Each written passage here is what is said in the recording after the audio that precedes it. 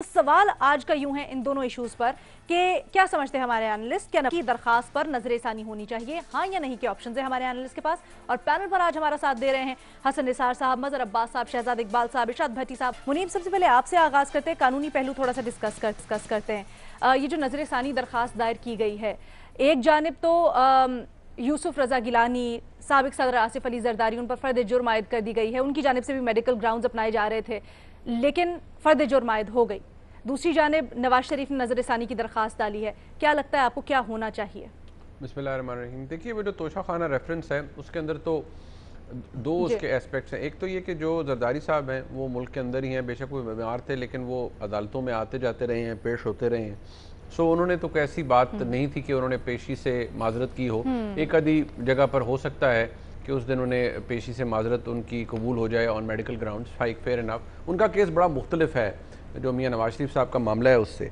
लेकिन अगर ये जो तोशा खाना रेफरेंस है इसकी इसको अगर देखा जाए तो पहले तो बात ये कि ये बड़ी एम्बैरेसिंग सी और ना सिर्फ काबिल मजम्मत बात है बल्कि बायस शर्म भी है कि इतने बड़े ओहदों पर ये तमाम लोग रहे। आसिफ जरदारी साहब सदर पाकिस्तान रहे, यूसुफ रजा गिलानी साहब वज़ीर आज़म पाकिस्तान रहे, मियाँ नवाज शरीफ साहब 3 दफ़ा वज़ीर आज़म पाकिस्तान रहे। अब मैं एज अ कॉमन मैन मैं सोचता हूँ कि इतने बड़े स्टैचर पर या ओहदों पर जब लोग पहुँच जाते हैं तो ये गाड़ियों की और इस तरह की फैसिलिटीज़ की भूख रहनी नहीं चाहिए। Because you tend to see a lot, बहुत कुछ एक्सपोज हो जाता है आपके आगे, तो बहुत सारी चीज़ों की अहमियत चली जाती है। और ये तमाम जो लोग हैं, बेशक जरदारी साहब हों, गिलानी साहब हों, मियाँ नवाज शरीफ साहब हों, इनमें से कोई भी ऐसा नहीं है जो मेरी और आपकी तरह तनख्वाह पर गुजारा करता है। सिर्फ इनके अपने कारोबार हैं, बड़े लंबे चौड़े और मामलात हैं, असासे हैं। मुझे समझ ये नहीं आती कि इनको क्या ज़रूरत पड़ जाती है कि एक या दो गाड़ियाँ, मतलब जिनकी क्या, ठीक है जी, एक इंटरेस्टिंग पॉइंट है। एक आर्मर्ड गाड़ी जो है, लेट्स से वो एग्जैक्टली B7 लेवल की गाड़ी चलें, अगर आप उससे मंगा लें जी, वो मेबैक वगैरह भी हो, मर्सिडीज की हो या कोई और हो, या BMW फॉर दैट मैटर हो, कितनी 8-9 करोड़ रुपए की गाड़ी होगी। इनके असासे मामलात और जो इतना कुछ आप उसमें जाते जाए तो आपको वो ज़ीरो ख़त्म हो जाते हैं, लेकिन आपको समझ नहीं आती। अल्लाह ताला सबको नवाजे, बड़ी अच्छी बात है, उसमें वो एतराज़ नहीं है कि जी क्यों है। लेकिन ये जो हरकत है ना जी, इसको अगेन मैं बसद एहतराम, उनके पिछले दिनों किसी ने कहा कि जी ये नहीं कहना चाहिए, लेकिन मैं क्योंकि I have a rural background and I can safely से कि जो चवले मारने का लफ्ज़ है ये बिल्कुल ऑफेंसिव नहीं होता, ना ही ये अब्यूसिव है।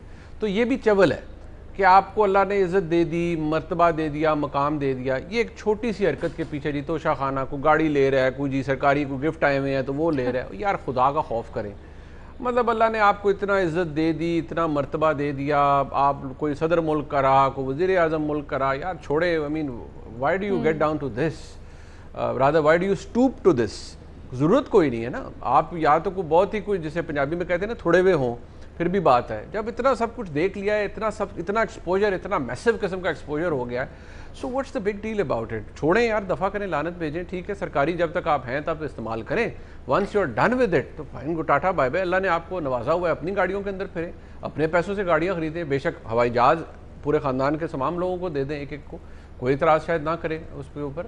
लेकिन ये काम जो है ये बड़ा, मैं तो समझता हूँ ये बायस शर्म है। ये बायस मजम्मत तो चलो हो गई, या मैं और आप या कोई और पाकिस्तानी कूड़ेगा कि जी टैक्स पेयर है, पैसे हैं, फलान है, ये है, वो है, बट ये बायस शर्म भी है ऐसे लोगों के लिए जो कि इतने बड़े बड़े मनसब के ऊपर रहे हैं। तो ये तो एक कॉमन पाकिस्तानी के जज्बात थे शायद जो मैंने आपके सामने बयान किए। जहाँ तक मियाँ नवाज शरीफ साहब का दूसरा मामला है कि वो जो अल-अज़ीज़िया रेफरेंस के अंदर उन्होंने नजरसानी की दरख्वास्त दायर की थी, एग्जैक्टली वो उसके अंदर देखिए, अब वो अदालत का इस्तेहकाक है। अदालत ने उन्हें टाइम दिया है 10 तारीख का, निकल तक का।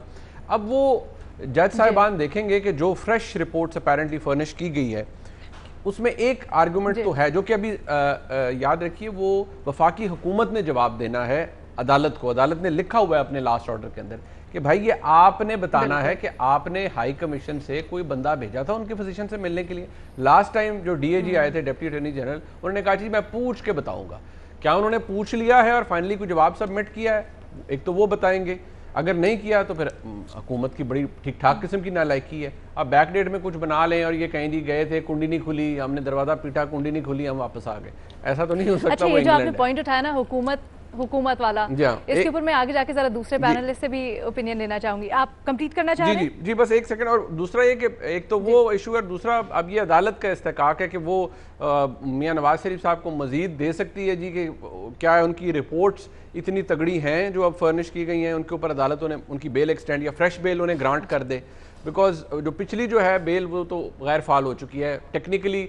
तो हर कोई कह रहा था कि वो इश्तहारी के जुमरे में या इश्तहारी हैं, बट इश्तहारी उनको अदालत ने डिक्लेयर करना है। ठीक है जी।